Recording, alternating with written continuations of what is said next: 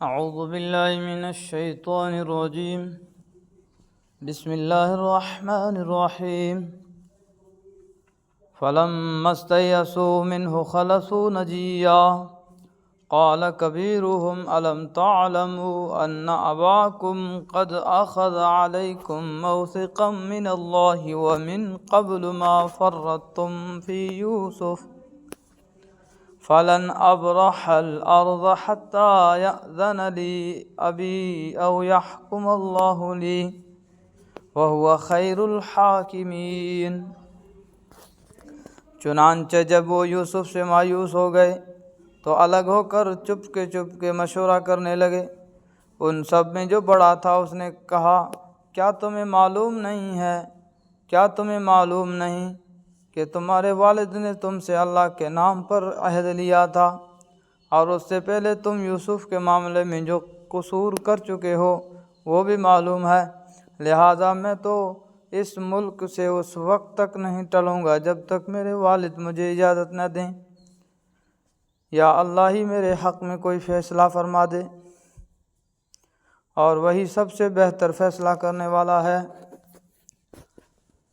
ارجعوا إلى أبيكم فقولوا يا أبانا إن ابنك سرق وما شهدنا إلا بما علمنا وما كنا للغيب حافظين. جاؤ اپنے والد کے پاس واپس جاؤ اور ان سے کہو کہ ابا جان آپ کے بیٹے نے چوری کر لی تھی اور ہم نے وہی بات کہی ہے جو ہمارے علم میں آئی ہے اور غیب کی نگہبانی تو ہمارے بس میں نہیں تھی. واسأل القرية التي كنا فيها والعير التي أقبلنا فيها وإنا لصادقون. اور جب بستی میں ہم تھے اور جس بستی میں ہم تھے اس سے پوچھ لیجئے اور جس قافلے میں ہم آئے ہیں اس سے تحقیق کر لیجئے. یہ بالکل پکی بات ہے کہ ہم سچے ہیں. قال بل سولت لكم أنفسكم أمرا فصبر جميل عسى الله أن يأتيني بهم جميعا إنه هو العليم الحكيم. چنانچہ یہ بھائی یعقوب علیہ السلام کے پاس گئے اور ان سے وہی بات کہی جو بڑے بھائی نے سکھائی تھی. یعقوب نے یہ سن کر کہا نہیں بلکہ تمہارے دلوں نے اپنی طرف سے ایک بات بنا لی ہے. اب تو میرے لیے صبر ہی بہتر ہے. کچھ وعید نہیں کہ اللہ میرے پاس ان سب کو لے آئے. بے شک اس کا علم بھی کامل ہے حکمت بھی کامل. چونکہ حضرت یعقوب علیہ السلام کو یقین تھا کہ بنیامین چوری نہیں کر سکتا، اس لیے انہوں نے یہ سمجھا کہ اس مرتبہ بھی ان لوگوں نے کوئی بہانہ بنایا ہے. وَتَوَلَّى عَنْهُمْ وَقَالَ يَا أَسَفَا عَلَى يُوسُفَ وَابْيَضَّتْ عَيْنَاهُ مِنَ الْحُزْنِ فَهُوَ كَظِيمٌ. اور یہ کہہ کر انہوں نے منہ پھیر لیا اور کہنے لگے ہائے یوسف، اور ان کی دونوں آنکھیں صدمے سے روتے روتے سفید پڑ گئی تھی اور وہ دل ہی میں گھٹے جاتے تھے. قالوا تالله تفتأ تذكر يوسف حتى تكون حرضا أو تكون من الهالكين. ان کے بیٹے کہنے لگے اللہ کی قسم آپ یوسف کو یاد کرنا نہیں چھوڑیں گے یہاں تک کہ بالکل گھل کر رہ جائیں گے یا ہلاک ہو بیٹھیں گے. قال انما اشکو بثی وحزنی الى اللہ واعلم من اللہ ما لا تعلمون.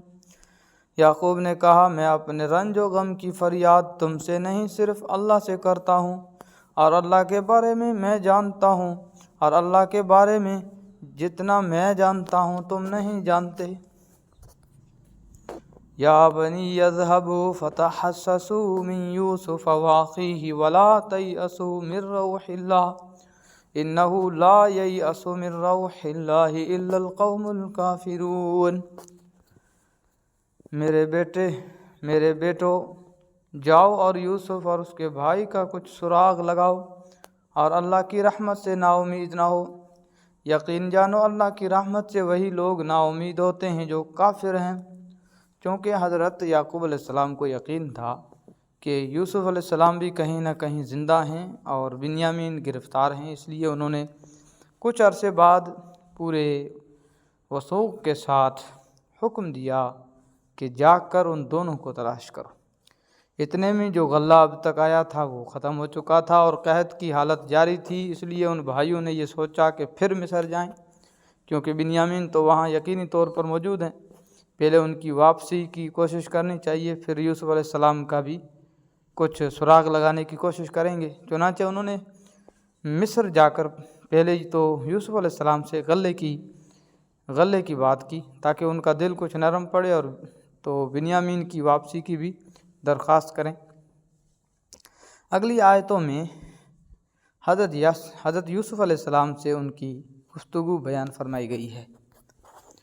فَلَمَّا دَخَلُوا عَلَيْهِ قَالُوا يَا أَيُّهَا الْعَزِيزُ مَسَّنَا وَأَهْلَنَا الضُّرُّ وَجِئْنَا بِبِضَاعَةٍ مُزْجَاةٍ فَلَمَّا دَخَلُوا عَلَيْهِ قَالُوا يَا أَيُّهَا الْعَزِيزُ مَسَّنَا وَأَهْلَنَا الضُّرُّ وَجِئْنَا بِبِضَاعَةٍ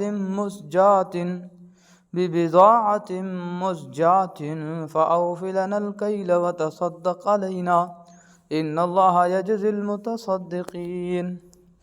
چنانچہ جب وہ یوسف کے پاس پہنچے تو انہوں نے یوسف سے کہا، اے عزیز، ہم پر اور ہمارے گھر والوں پر سخت مصیبت پڑی ہوئی ہے اور ہم ایک معمولی سی پونجی لے کر آئے ہیں، آپ ہمیں پورا غلہ دے دیجئے اور اللہ کے لیے ہم پر احسان کیجئے، یقیناً اللہ اپنی خاطر احسان کرنے والوں کو بڑا اجر عطا فرماتا ہے۔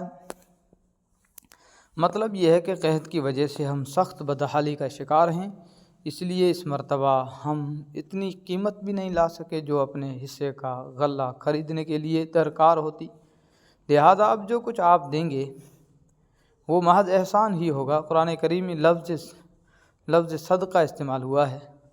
صدقہ ایسے عطیہ کو کہتے ہیں جو کسی کے ذمہ واجب نہ ہو بلکہ اللہ تعالیٰ کی خوشنودی حاصل کرنے کی خاطر احسان کے طور پر دیا جائے۔ قال هل علمتم ما فعلتم بيوسف وأخيه إذ أنتم جاهلون قال هل علمتم ما فعلتم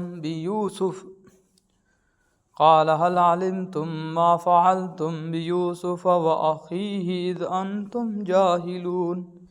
یوسف نے کہا، تمہیں کچھ پتہ ہے کہ تم جب جہالت میں مبتلا تھے؟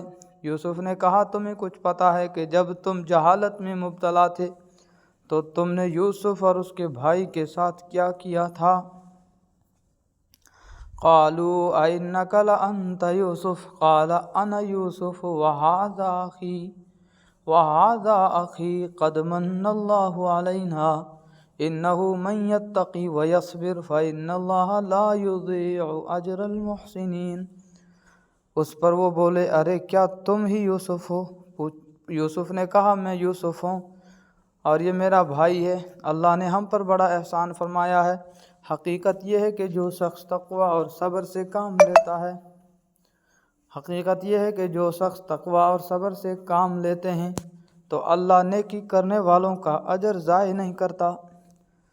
اب تک تو وہ حضرت یوسف علیہ السلام کو پہچانتے نہیں تھے، لیکن جب انہوں نے اپنا نام خود لیا تو غور کرنے کے بعد ان لوگوں کو بھی یہ احتمال پیدا ہو گیا کہ یہی یوسف ہیں۔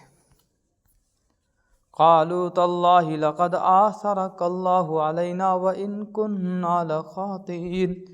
انہوں نے کہا، اللہ کی قسم، اللہ نے تم کو ہم پر ترجیح دی ہے اور ہم یقیناً خطا کار تھے۔ انہوں نے کہا، اللہ کی قسم، اللہ نے تم کو ہم پر ترجیح دی ہے اور ہم یقیناً خطا کار تھے۔ قال لا تثریب علیکم اليوم یغفر اللہ لکم وہو ارحم الراحمین۔ یوسف بولے، آج تم پر کوئی ملامت نہیں ہوگی، اللہ تمہیں معاف کرے، وہ سارے رحم کرنے والوں سے بڑھ کر رحم کرنے والا ہے۔ اذهبوا بقمیصی ھذا فألقوه على وجه ابی یأتی بصیرا وَأْتُونِي بِأَهْلِكُمْ أَجْمَعِينَ وَأْتُونِي بِأَهْلِكُمْ أَجْمَعِينَ، میرا یہ قمیص لے جاؤ اور اسے میرے والد کے چہرے پر ڈال دینا، اس سے ان کی بینائی واپس آ جائے گی، اور اپنے سارے گھر والوں کو میرے پاس لے آؤ۔